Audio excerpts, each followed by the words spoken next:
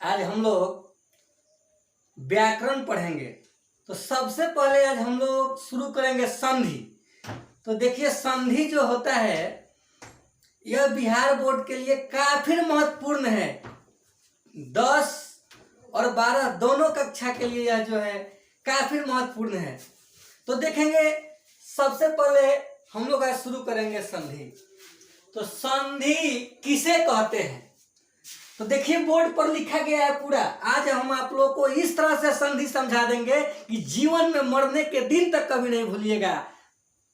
वैसा आज हम लोग संधि का शुरुआत करने जा रहे हैं।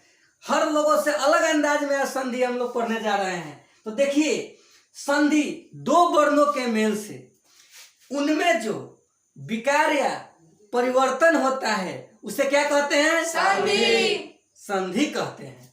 तो देखिए आगे एक बार पुनः परिभाषा को, दो वर्णों के मेल से उनमें जो विकार या परिवर्तन होता है उसे हम क्या कहते हैं? संधि।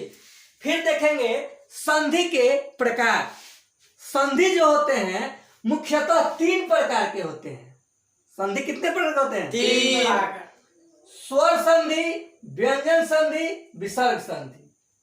3 संधि होता है। एक बार देखेंगे स्वर संधि, उसके बाद व्यंजन संधि, उसके बाद विसर्ग संधि।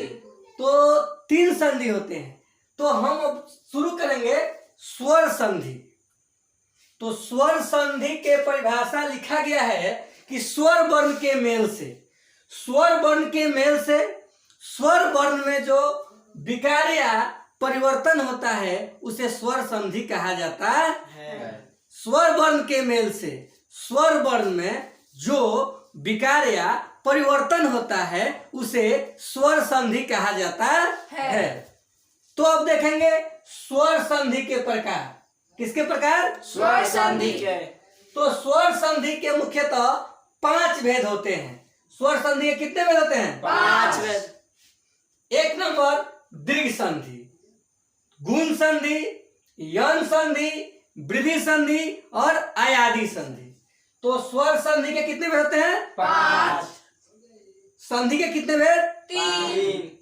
संधि के भेद 3। स्वर संधि के 5। तो अब देखेंगे पांचों भेदों में सबसे पहले हम लोग पढ़ेंगे दीर्घ संधि के बारे में। दीर्घ मतलब होता है बड़ा। अब बड़ा मतलब ह्रस्व और दीर्घ। तो ह्रस्व मतलब छोटा और दीर्घ मतलब बड़ा। तो आज हम लोग दीर्घ संधि में चर्चा करेंगे कि दीर्घ संधि क्या होता है। कौन संधि? दीर्घ संधि। तो दीर्घ संधि का परिभाषा लिखा गया है, 2 समान स्वर को मिलाकर। तो किसको मिलाकर? 2 समान स्वर को मिलाकर। 2 समान स्वर को मिलाकर, 2 समान स्वर को मिलाकर एक दीर्घ स्वर हो जाता है। तो 2 समान मतलब एक जैसा।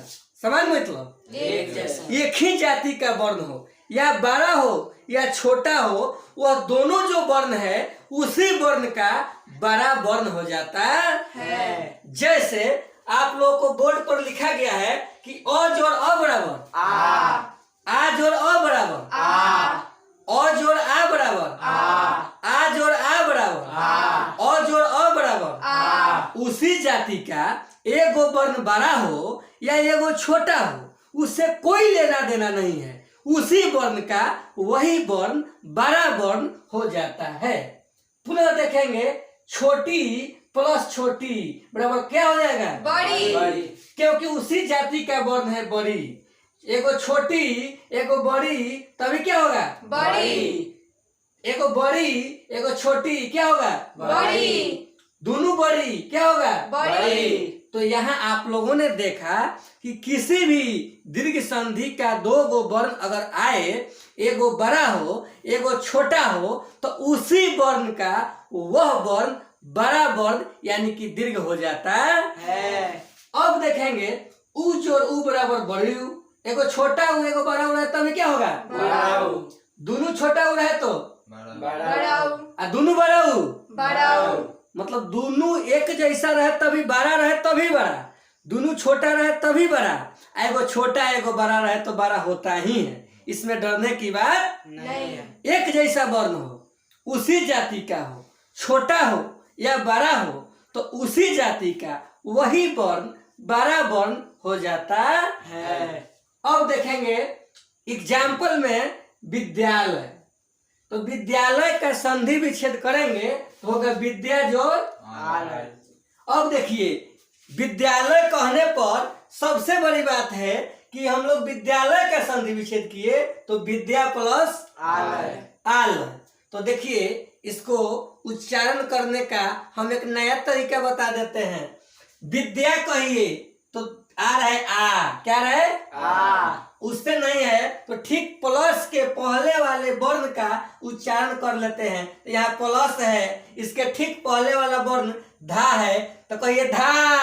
धा। तो क्या गया आ। अब उसके प्लस आ के प्लस यहाँ है तो फिर आगे प्लस लिख देंगे, फिर प्लस के बाद वाला वर्ण लिखेंगे तो यहाँ क्या है आ। तो अगर हम लोग देख लेंगे, पढ़े थे कि एगो आ रहा है तो क्या होगा आ। अगर बोर्ड में पूछता है कि आ जो आ के मेल से कौन सा नया वर्ण बनेगा तो क्या बताएंगे आ जोड़ आ बराबर क्या हो जाएगा आ। अगर पूछ देता है कि अ जोड़ अ के मेल से कौन सा नया वर्ण बनेगा तो क्या लिखेंगे आ लिखेंगे। बहुत अच्छा।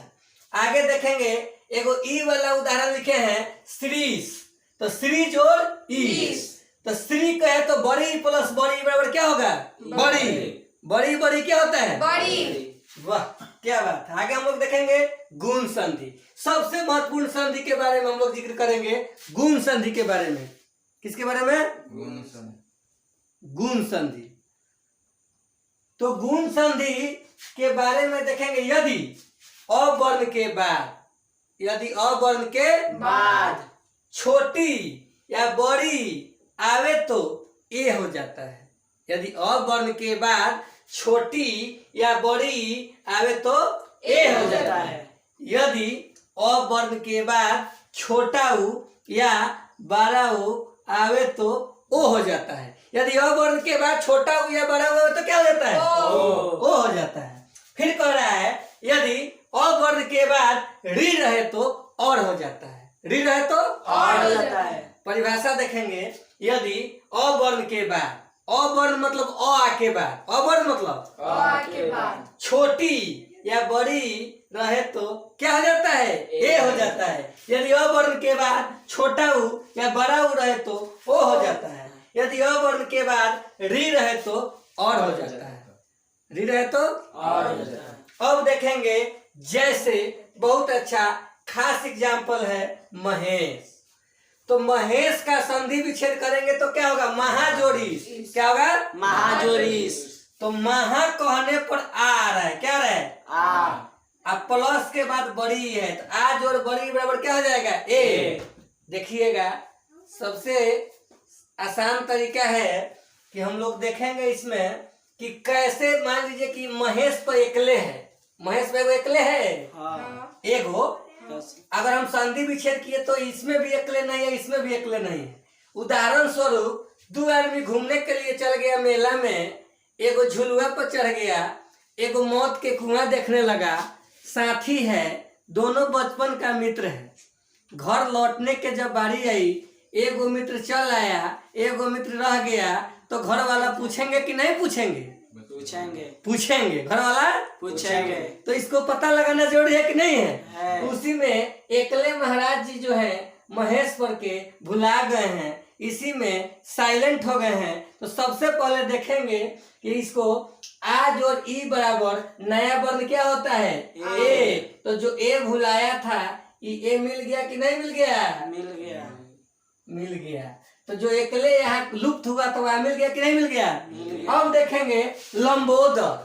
क्या है लंबोदर। तो लंबोदर का संधि विच्छेद करेंगे लंब जोड़ उदर। लंब जोड़ उदर। क्या होगा लंब जोड़ उदर। लंब मतलब लंबा, उदर माने पेट। लंब मतलब लंबा, उदर माने पेट। तब लंबा पेट वाला केड़ा है गणेश जी।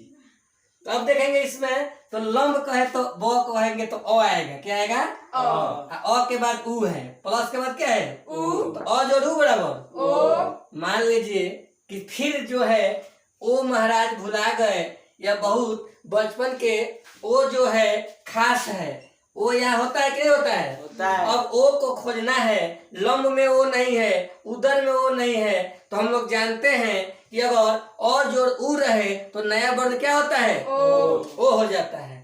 एक और उदाहरण है महाजो ऋषि। क्या है? महाजो ऋषि। तो महाजो ऋषि महर्षि, महाजो ऋषि बराबर महर्षि। तो महा कहने पर आ रहा है, आ जो री बराबर और हो जाएगा। क्या हो जाएगा?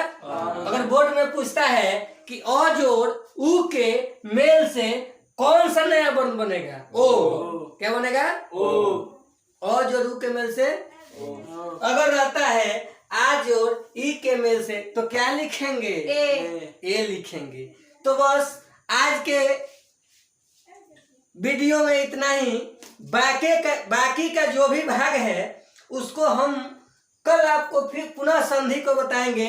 यह 10वीं और 12वीं दोनों कक्षा के लिए काफी महत्वपूर्ण है। इसका बोर्ड में जो है यह जो कवच और कुंडल से भी अच्छा वरदान साबित होगा। अगर संधि याद होगा तो 4 से 3 नंबर निश्चित है कि बिहार बोर्ड में ब्रह्मा विष्णु महेश भी आ जाए तो यह हिलने डुलने वाला नहीं है।